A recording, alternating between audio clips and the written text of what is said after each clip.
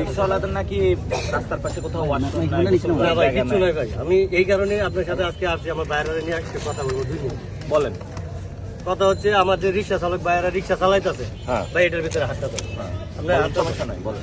আমার এই ভাইয়েরা অনেক দীর্ঘদিন তথ্য রাস্তার ভিতরে, মানে প্রস্রাব করার কোনো জায়গা নাই, টয়লেট করার কোনো জায়গা নাই। যদি টয়লেট থাকে মানে অনেকখানি দূরে যাইতে হয়, অনেক কষ্ট করে যাইতে হয়। একটা ড্রাইভার যদি জ্যামে পড়ে যায়, ওর কিন্তু প্রস্রাব পায়খানা ঠেকে রাখতে অনেক কষ্ট হয়ে যায়। তারপরে ওই জায়গায় গিয়ে 10 টাকা 15 টাকা দিয়ে টিকিট করে পরে ঢুকতে হয়। আমরা হচ্ছে কি দেশের শ্রমিক, আমরা হচ্ছে শ্রমজীবী মানুষ, আমরা কেন এই টাকা পয়সা দিয়ে ভাই যাবো?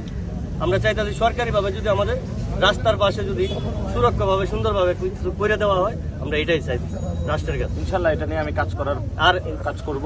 আর আরেকটা যাতে বিষয় ভাই, বিভিন্ন জায়গায় ওয়াশরুম এবং গোসলখানা শ্রমজীবী মানুষদের জন্য বানানো হয়, তাহলে সারাদিন পরিশ্রম করে কোথাও জায়গা নাই, একটা মসজিদও যাইতে দেয় না, কোথাও যাইতে দেয় না তাদেরকে এটা করার জন্য। ওয়াশরুম এটা মানুষের জরুরি একটা বিষয়।